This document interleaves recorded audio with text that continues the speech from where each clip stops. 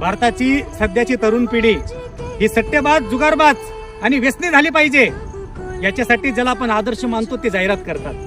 भारतरत्न पुरस्कार ज्याला आपल्या भारत सरकारने दिला तो सचिन तेंडुलकर ऑनलाईन गेमिंग ॲपची जाहिरात करतोय।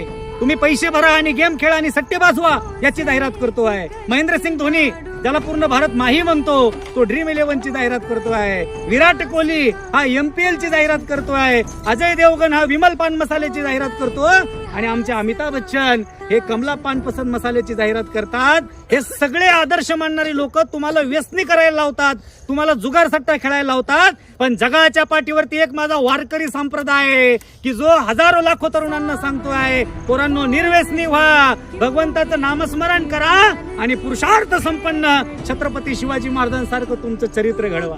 पांडुरंगा विठ्ठला माया बाबा